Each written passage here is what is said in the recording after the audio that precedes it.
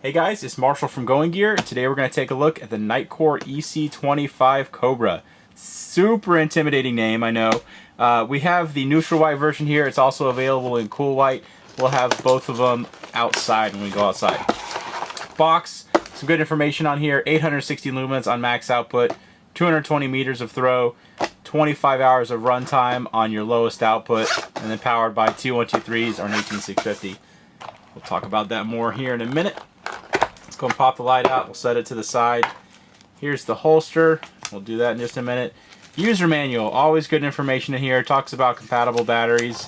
One thing I wanted to note real quick is, like I said, 25 hours on the lowest output, and the lowest output is 60 lumens. A lot of people like a lower output than that, so if you want something that has like 2 lumens or 0.2 lumens or anything like that, this is not the light for you. We have plenty of other lights, but as long as you don't mind a low of 60 lumens, this is a pretty awesome light. Compatible with RCR 123s or 16340s as well, so if you have the rechargeable lithium-ion batteries, the little CR123 sized ones, you can use those. All kinds of good information, talks about all the different modes. We'll go through all that, but ton of information in there. Warranty card. Some other accessories, so you have a pocket clip, some spare O-rings, and a lanyard. If you're the kind of guy who likes any of that kind of stuff, or the gal. Here's the flashlight. Here's the holster. Let's stick the flashlight in the holster.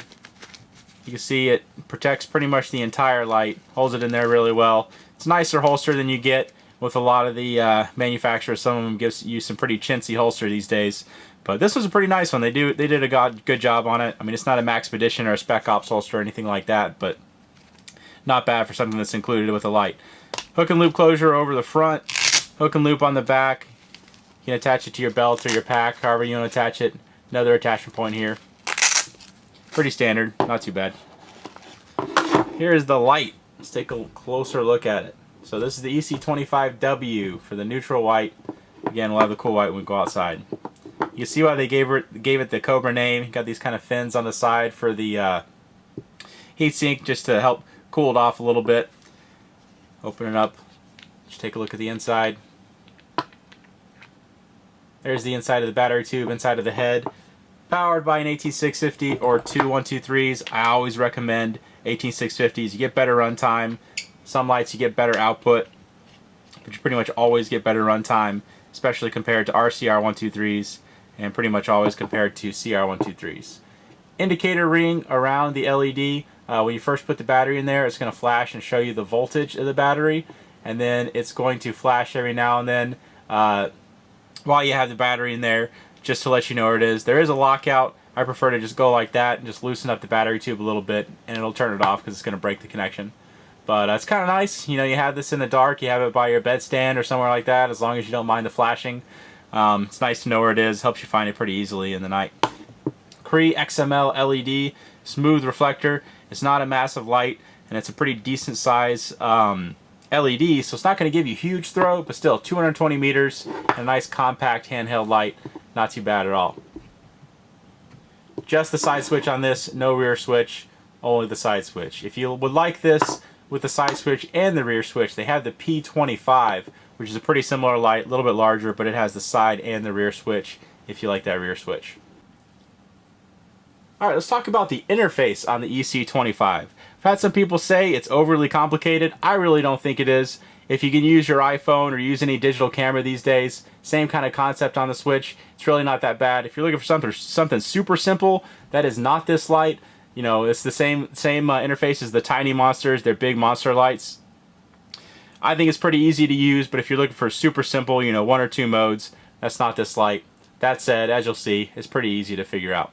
So, 2-stage switch. So you do the half press. It'll turn the light on into the general lighting mode. Keep on doing those half presses. You'll see it's going to cycle through your different outputs. Click it fully to turn it off. From off, if you click it fully all the way, it's going to go right into the max output. And then you can do a half press, and it'll cycle between the max output and the next highest output. You also have momentary for both of those, so if you do the half press and hold for more than a second or so, you can see it'll do momentary, so as soon as you release it, it's going to turn off. Do the full press and hold, and release it, same thing. So you have momentary in both, which is pretty cool. You also have some flashing modes, so if you ever turned on, do a full double click, It's going to go into strobe and then do a full press and hold, and it'll go into SOS and keep on holding it. And you also have a beacon mode, and when you see the one you want, just let go and it'll stay in that mode. And if you turn it off, turn it back on, it's going to come back into the regular illumination constant output mode. If you want to get back into the flashing, you need to do that double click again. You also have a lockout, so if you have it turned on, press and hold that switch into one of the regular illumination modes, not the strobe obviously, because you saw what that did. It's going to go into lockout. You see it flashing, it's going to flash and let you know the voltage of the batteries, and then it's going to stop flashing. Drains very, very minimal power. It's nice if you're going to put it in the pack and you don't want to loosen the battery tube for whatever reason. You can go ahead and lock it out. Like I said, I prefer to just loosen the battery tube, but there is the option of using the button as well. When it's drained, or when it's doing the regular flashing, so if you don't have it in lockout, it's still drawing very minimal power. I've left this on my desk for weeks and it still works, so it's not like it's going to drain it overnight or anything like that. But if you want it to drain minimal, you can do the lockout. To get it out of the lockout, just press and hold all the way and it'll go right back out of the lockout. So that's the interface. Let's go over it again real quick. Do a half press, it'll turn it on into the lower outputs. Keep on doing those half presses. It'll cycle between the different outputs. It does have a memory for those. So if you turn it off, turn it back on, it's going to have a memory. And then you have momentary for that as well. So do press and hold, you've got the momentary. Full click, it's going to be max output. Half click, going to go into the between the highest and the next highest. Full click will turn it off. Full press and hold, you have your momentary. Release to turn it off. Then when it's on, double click and you have strobe. Press and hold while it's in strobe and it'll go into, whoops, did it wrong. Let's try that again. Alright, so we've got it in strobe. Do a press and hold and then it'll go into your SOS and your beacon modes, and you just let go when you see the one you want. And so that's it for the interface. We're going to go ahead and take this outside, and we'll take the cool white one as well so you can see how the EC25 does outside. Alright, we're outside with the E25. It's or EC25, sorry. You can see it's letting us know right where it is. Mag light serving as a control like it always does. Little bush 15 feet. Tree out there at 100 feet. Same as it always is. Everybody's seen the mag light. Everybody knows how mag light does. So this is what a modern LED and some more money will get you. So that is that little bush, 15 feet. Tree out there at 100 feet. You see obviously a huge difference. We're talking about decades worth of technology difference. And of course more money. Not too much more. Pretty reasonable prices these days on the high-end LED stuff. But we'll shine it around. I'll show you some of those lower outputs. Still not too bad. You can see even on the lowest output you get decent distance out of this. And of course a lot better battery life. More appropriate for up close kind of stuff. Obviously going to light up the ground in front of you. Inside tight spaces. You don't want to have that max output. It's going to be kind of blinding in confined spaces. So drop it down to the lower output, get better battery life. Don't blind yourself. It's good to have multiple modes. Okay, I have the neutral white out here as well, so we're going to have it on the right, cool white on the left. We'll shine those around just so you can see the difference in the colors.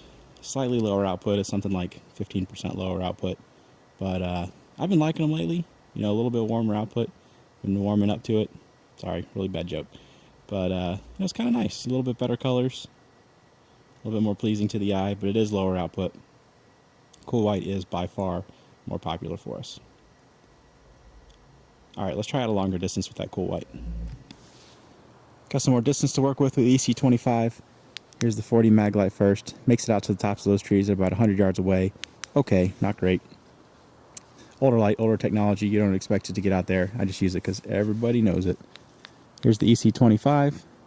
There you can see. Makes it out there pretty well. Pretty compact light. It's not going to get out there like our super throwers or multi-LED lights will, but it's a lot more compact. Something you can carry around on an everyday basis. Still does pretty darn well. Shine it around. And it is available in cool or neutral white, so whatever tint you prefer, you can get either one. Show you some of the lower outputs. See, they get out there pretty well too. Okay, so that is the Nitecore EC25. If you like it, available in cool or neutral white. You can buy them both, goinggear.com. If you have any questions or comments, you can reach us in the comments or at goinggear.com. If If you like the video, be sure to subscribe. We put out a ton of flashlight and other gear videos, have other channels as well, and we are doing shorter reviews, so we'll upload them both at the same time. So if you want to see the long one or the short one, either one. Thanks for watching. What do you think? Pretty neat?